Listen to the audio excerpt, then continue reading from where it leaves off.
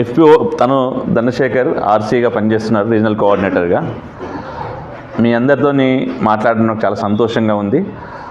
Sir వాళ్ళు చేస్తున్న కార్యక్రమం గురించి మేము తెలుసుకొని మేము కూడా ఎంతో సంతోషించాము. మొన్న రత్నకుమారి గారు మిమ్మల్ని ఎవరినో పరిచయం చేశారు నాకు. మొన్న ఎవరు వచ్చారు? మీరు వచ్చారు కదా. ఆ రోజే తెలిసింది ఇంత పెద్ద 30 మంది ఇక్కడ పనిచేస్తున్నారు, 32 మంది వాలంటీర్స్ అని. మన ఏకలవ్య ఫౌండేషన్ రైతులతో కూడా పనిచేస్తుంది, తెలుసు కదా మీకు. ఏం పని చేస్తుంది?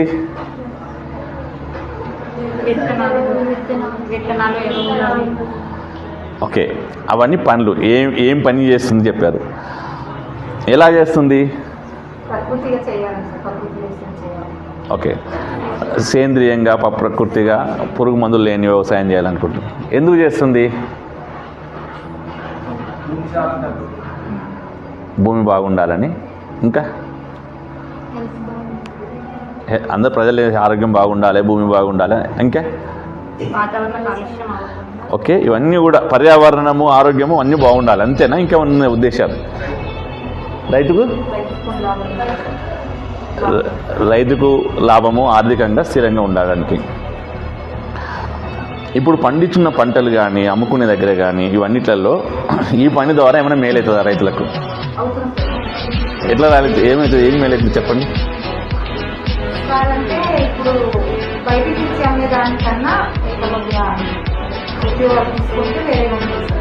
కూర్చొని చెప్పండి, పర్వాలేదు. నిజంగా తీసుకుంటున్నారా? ఏం తీసుకున్నారు? Okay, right. మీకు ఎవరైనా తెలుసు ఏమైనా తీసుకుంటారా అని? ఓకే, తీసుకోవాలంటే ఏం చేయాలి మరి? తెలుసుకోవాలి.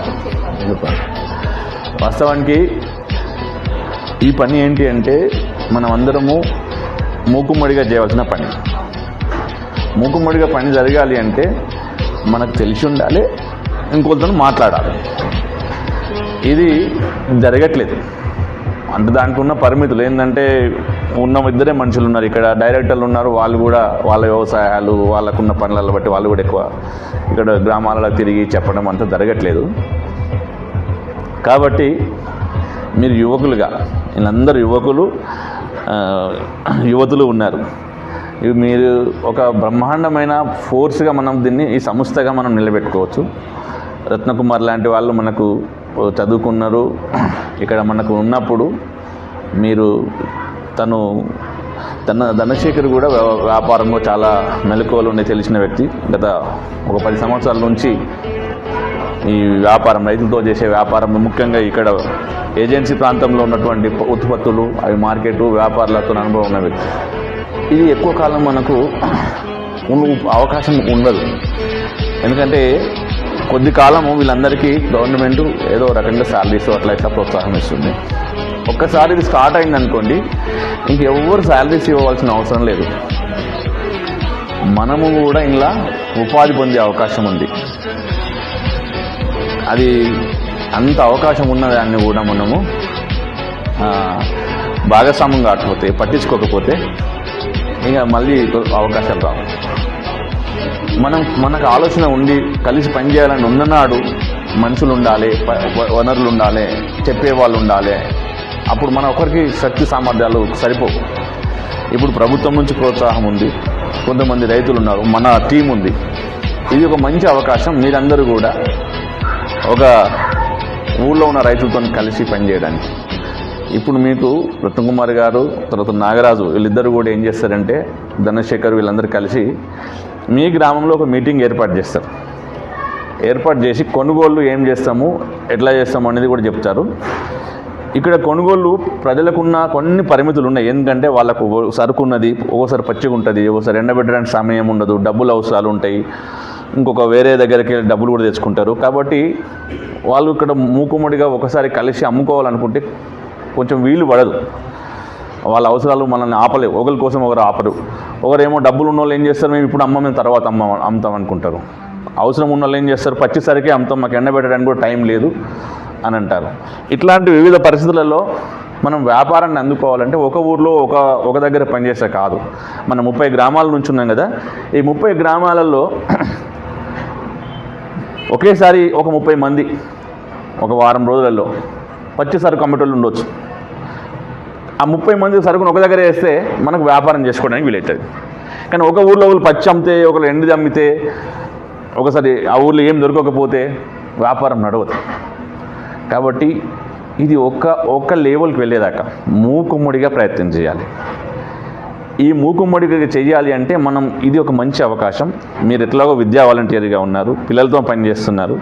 అదే తల్లిదండ్రులకు, అదే కుటుంబంలో తల్లిదండ్రులకు మనం సహాయం చేయగలిగితే, ఒక్క స్టెప్ బయట పడితే వీళ్ళందరికీ ఈ సంస్థ ఆధారం అవుతుంది. ఎంత ఆధారం అవుతుందంటే వాళ్ళకి అవసరమైన పెట్టుబడి, ఒక సంవత్సరానికి అవసరమైన పెట్టుబడి కూడా ఇచ్చేంత సామర్థ్యం అవుతుంది దీనికి. వాళ్ళకు బయట దేశంకి ఎక్స్పోర్ట్ చేసేయడానికి కూడా మన సంస్థనే ప్రయత్నం చేసి అమ్ముకోవచ్చు. ఈరోజు మనకు బయట చివరిగా ఎవరైతే వస్తువు కొంటున్నారో వినియోగదారు, అది పసుపు కానీ, మిల్లెట్స్ కానీ, కాఫీ గింజలు కానీ, అందులో కేవలం 100 రూపాయల సరుకు అమ్మితే 30 రూపాయలు 40 రూపాయలు రైతుకు వస్తుంది. కానీ దాన్ని 40 నుంచి 60, 70 రూపాయల దాకా మనం రైతుకు వచ్చేలాగా చేయాలి అంటే మిగతా అవన్నీ మధ్యలో అనవసరమైన ఖర్చులు తగ్గించేసి, దళారుల కమిషన్లు తగ్గించేసి డైరెక్ట్ రైతుకే వెళ్ళాలి అంటే మనం అందరం మూకుమ్మడిగా పనిచేయాలి. ఒక స్టేజ్ వెళ్ళినాక ఇక అది ఒక ట్రాక్లోకి వెళ్ళిపోతుంటుంది. ఇంకా మనకు కొన్ని కొత్త అవకాశాలు వస్తాయి, ఉత్పత్తి పెరుగుతుంది, మన దగ్గరికే వ్యాపారులు వస్తారు, అన్ని వ్యవస్థలు ఉంటాయి. అప్పుడు ఎట్లాగో ప్రజలు వస్తారు, వ్యాపారులు వస్తారు. కాబట్టి మనం ఇంకా ఇంత ఎఫర్ట్ అవసరం ఉండదు. డబ్బులు కూడా ఉంటాయి మన దగ్గర, అన్ని రకాలుగా బ్యాంకు నుంచి రుణాలు వస్తాయి, ప్రభుత్వ పథకాలు కూడా వస్తాయి. కానీ మొదటి దశలో ప్రజల భాగస్వామ్యం అవసరం. మీరందరూ కూడా మీ గ్రామాలలో ఈ నెలలోనే వ్యాపారం బాగా అవుతుంది. అది పసుపు ఉండని, తర్వాత మిరియాలు కావచ్చు, కాఫీ గింజలు కావచ్చు, మిల్లెట్స్ కావచ్చు, ఏవైనా సరే మనం బలంగా ప్రయత్నం చేద్దాం. వాలి సార్ను ఈరోజంతా మాతో ఉండాలి అని మన వహీద్ సార్ని అడిగాను. తర్వాత వెంకటరమణ గారిని అడిగితే, కాకపోతే ఈ కొన్ని వేరే టెక్నికల్ ఇష్యూలల్లో ఈరోజే వాళ్ళకు వీలైంది. మేము కూడా ముందు అనుకోకుండా ఈరోజే పెట్టినాము. లేదు అంటే ఒకరోజంతా మీ కార్యక్రమం గురించి నాకు తెలుసుకోవాలని ఉండే, మనము రైతు కార్యక్రమాన్ని కూడా మీ అందరినీ కూడా భాగస్వాములు చేయాలని ఉండే. కానీ అయినను కొద్ది సమయం అన్నా మనం కలిసి మాట్లాడదాం సార్ అంటే ఈ సమయం మాకు ఇచ్చారు. మళ్ళీ నేను సంక్రాంతి తర్వాత వస్తాను, ఆ రోజు అందరం కలుద్దాం. మీరు తెలుసా, ఈరోజు మన గ్రామం నుంచి మీరు ఒక 10 మంది రైతులతోని, 5 మంది రైతులతో 20,000 30,000 పెట్టిస్తే మీకు 30,000 రూపాయలు ఇమీడియట్గా మీ గ్రామానికి సమాన వాటాదనంగా గవర్నమెంట్ ఇస్తుంది. అంటే వ్యాపారం కోసం మీరు 1,00,000 పెట్టిస్తే 1,00,000 ఇస్తుంది. అట్లా 15 లక్షల వరకు ఈరోజు మనం 13 లక్షల వరకు, 15 లక్షల వరకు కదా, 3 లక్షలు పోయినాయి. 3 లక్షలు మొన్న పంపించారు కదా. అదే అంటే ఒక 3 లక్షలు పోనీ, ఇంకా 12 లక్షల వరకు మనం ఇప్పుడు ఇమీడియట్గా తీసుకునే అవకాశం ఉంది. కాబట్టి అదొకటే కాదు, ఇంకా చాలా అవకాశాలు ఉన్నాయి. మొదటి అవకాశం, మన గ్రామం నుంచి 1,00,000 రూపాయలు మనం రైతులందరినీ పోగు చేస్తే మన గ్రామం తరపున 1,00,000 రూపాయలు గవర్నమెంట్ నుంచి వస్తుంది. ఈ 2 లక్షల రూపాయలు మన ఊరికి ఏది అవసరం పడ్డా ఎట్లయినా వ్యాపారానికి వాడుకోవచ్చు ఉమ్మడిగా. దానికి కొన్ని పద్ధతులు ఉన్నాయి, మంచిగా చేసుకోవచ్చు. కానీ డబ్బులు పనిచేయదు. దీనికి కలిసి పనిచేయడమే చాలా ఇంపార్టెంట్. కలిసి పనిచేయలేకపోవడానికి చాలా కొన్ని సవాళ్ళు ఉన్నాయి మనకు. రైతులకు చెప్పారు కదా ఇందాక, డబ్బులు అవసరం ఉంటాయి, పన్నెండు ఒకసారి పంట రాదు, అందరిది ఒకేసారి అమ్ముకోవాలనుకోవడానికి వీలు కాదు. ఈ పరిమితులతోనే మనం ఎప్పుడు కూడా కలిసి పనిచేయడానికి అవకాశం దొరకలేదు. దానివల్ల వ్యాపారులు అదొక అవకాశంగా తీసుకొని కొంత వాళ్ళు లబ్ధి పొందడానికి కొంత నష్టమవుతుంది. రెండోది, ఈ కలిసి రాకపోవడం వల్ల కూడా మనకు కొన్ని రావాల్సిన బలాలు, శక్తి, బలము, రూపాయలు, ధనము ఇవేవి రావట్లేదు. అంటే దళారులు ఒకటే కారణం కాదు, కలిసికట్టుగా పని చేయకపోవడం వల్ల, కలిసికట్టుగా వ్యాపారం చేయకపోవడం వల్ల నష్టం ఎక్కువ అవుతుంది. పొందవలసిన బలం పొందట్లేదు. అంటే ఉదాహరణ చెప్తాను, మన కాఫీ గింజలు యూరోప్లో పౌడర్ చేసి అమ్మితే 1,500 వస్తుంది, 1,500 రూపాయలు వస్తుంది. మనకు వచ్చేది ఎంత? 300 వస్తుంది. అలా కొన్ని వేరే ఖర్చులను తీసేయండి, కనీసం 1,000 రూపాయలైనా రావాలి కదా. రావట్లేదు. ఎందుకు రావట్లేదు అంటే మనం కలిసిగా ఒకేసారిగా ప్లాన్ చేయకపోవడం. చివరి ఒక ఎగ్జాంపుల్ చెప్తాను.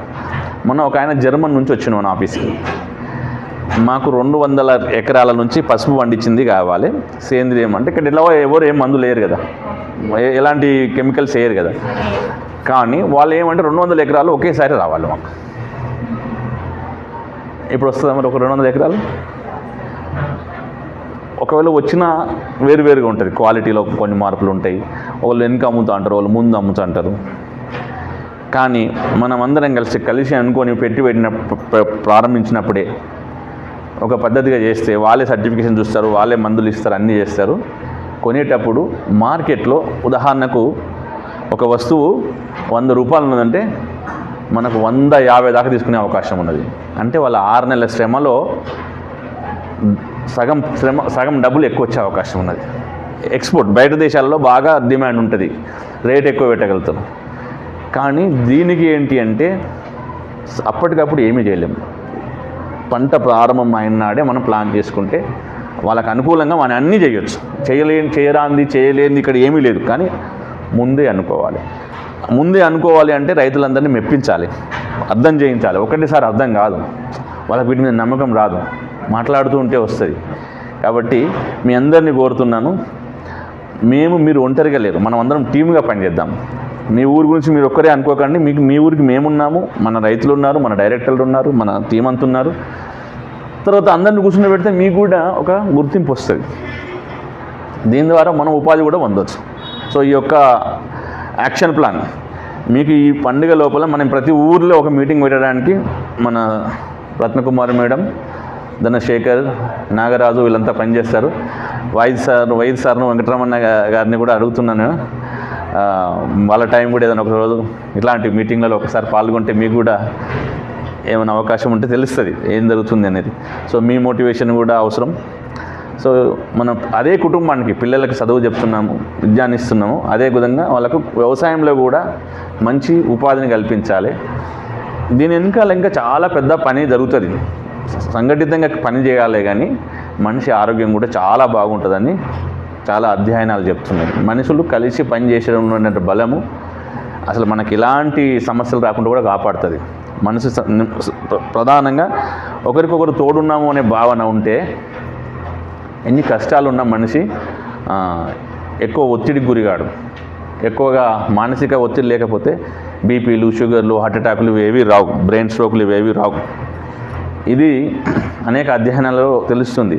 ఇప్పుడు మనం ఏమవుతామంటే రోజు మన ఆర్థికమైనటువంటి వాటి మీద దృష్టి పెట్టి ఎవరి జీవితం వాళ్ళు మెల్లమెల్లగా అయిపోతున్నారు. అట్లా కాకూడదు అంటే మనం ఇట్లా సంఘటితంగా పనిచేసే ఒక వేదిక కావాలి. అది రైతు ఉత్పత్తుల సంస్థ.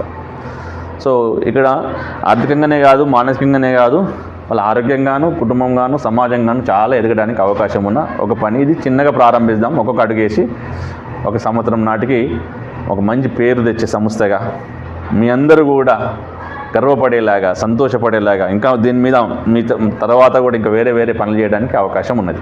సో మీ నుంచి ఏమైనా ప్రశ్నలు ఉంటే అడగవచ్చు, లేదంటే సెలవు తీసుకుంటాం. Thank you.